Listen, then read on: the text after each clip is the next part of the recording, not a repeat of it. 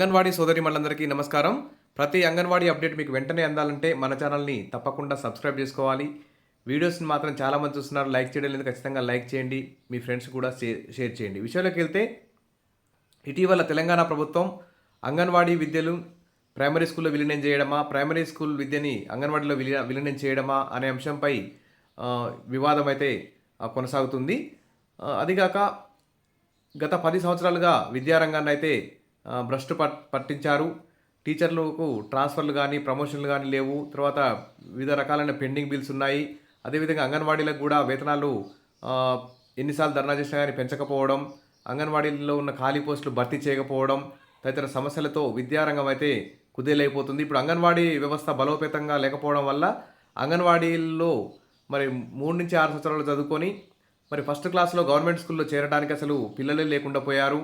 ఎందుకంటే వాళ్ళందరూ కూడా ప్రైవేట్ కాన్వెంట్ స్కూల్లో చదువుకుంటున్నారు. దీనికి కారణం ఏంటంటే అంగన్వాడీ టీచర్లకు, ఆయాలకు వేతనాలు తక్కువగా, జీతాలు తక్కువగా ఇవ్వడం, అంగన్వాడీలో సౌకర్యాలు కల్పించకపోవడం, మరి ఇదంతా కారణం కావస్తుంది. అందువల్ల ప్రభుత్వ పాఠశాలలన్నీ స్ట్రెంత్ లేకుండా సంఖ్య అయితే చాలా తక్కువ ఉంది.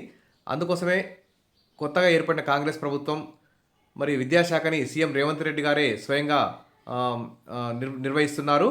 అయితే ఇంకో ముఖ్యమైన విషయం ఏంటంటే, ఇటీవల తెలంగాణలో భారీ ఎత్తున టీచర్లకు ట్రాన్స్ఫర్లు, ప్రమోషన్లు అయితే ఇచ్చారు. అందులో భాగంగా దాదాపు తెలంగాణలో 35,000 మంది టీచర్లు ప్రమోషన్లు పొందడం జరిగింది. ఎస్జిటి నుంచి ప్రైమరీ స్కూల్ హెచ్ఎంగా కానీ, స్కూల్ అసిస్టెంట్గా కానీ, హై స్కూల్ హెచ్ఎంలో కానీ ఈ విధంగా ప్రమోషన్లు పొందడం జరిగింది. అయితే ఈ ప్రమోషన్ పొందిన 35,000 మందితో సీఎం రేపు ఎల్బీ స్టేడియంలో భారీ బహిరంగ సభ అయితే నిర్వహిస్తున్నారు. అన్ని ప్రభుత్వ పాఠశాలలకు ఈ సభలో సీఎం రేవంత్ రెడ్డి గారు ఏమేమి కొన్నిటి మీద మరి వరాల జల్లు కురిపించే అవకాశం ఉన్నట్టు తెలుస్తోంది. అవేంటో ఇక్కడ చూద్దాం. అంగన్వాడీలకు సంబంధించి కూడా ముఖ్యమైన అప్డేట్ ఉన్నట్టు తెలుస్తోంది. మరి అన్ని ప్రభుత్వ పాఠశాలలకు ఉచిత విద్యుత్ ఇవ్వడం, మరి అంగన్వాడీలకు కూడా ఇచ్చే విధంగా ఇస్తే మంచిగా ఉంటుంది. ప్రతి పాఠశాలకు స్కావెంజర్, అన్ని హంగులతో 25 ఎకరాల్లో ఇంటిగ్రేటెడ్ నేషనల్ స్కూల్స్పై వివరణ, తర్వాత అంగన్వాడీల బలోపేతంపై కూడా వివరణ ఇచ్చే అవకాశం ఉన్నట్టు ఇక్కడ ఒక న్యూస్ హైలైట్ కావడం జరిగింది. ఇక టీచర్స్కు హామీలు అంటే పెండింగ్లో ఉన్న డిఏలు కానీ, పిఆర్సి, ఐఆర్ తదితర అంశాల మీద కూడా ఇక్కడ టీచర్లకు హామీలు ఇచ్చే అవకాశం ఉంది. అదేవిధంగా అంగన్వాడీలకు కూడా మరి పిఆర్సి వర్తింపజేయాలి అనే దాని మీద మరి ఏ విధంగా స్పందిస్తారో చూద్దాం.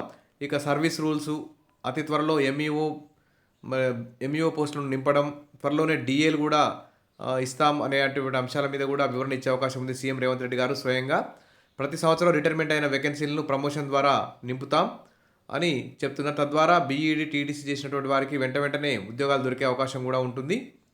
అదేవిధంగా అంగన్వాడీ బలోపేతంపై వివరణ అంటే అంగన్వాడీలో ఖాళీ ఉన్న టీచర్ పోస్టులు, మరి సిడిపిఓ పోస్టులు కానీ, సూపర్వైజర్ పోస్టులు కానీ, ఆయాల పోస్టులు కానీ, మినీ అంగన్వాడీలు మెయిన్ చేయడం కానీ, మరి అంగన్వాడీల్లో nursery, LKG, UKG, first class, second class పెట్టరా అనే అంశాల మీద కూడా రేపు ఎల్బీ స్టేడియంలో ప్రమోషన్ పొందిన టీచర్లతో నిర్వహించేటువంటి భారీ బహిరంగ సభలో సీఎం రేవంత్ రెడ్డి గారు స్వయంగా ప్రకటించే అవకాశం ఉంది. వివిధ వరాల జల్లు కురిపించే అవకాశం ఉందన్నట్టు తెలుస్తోంది.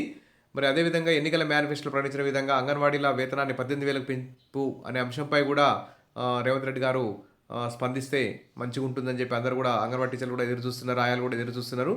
సరే, ఏది ఏమైనా రేపు నేను కూడా రేపు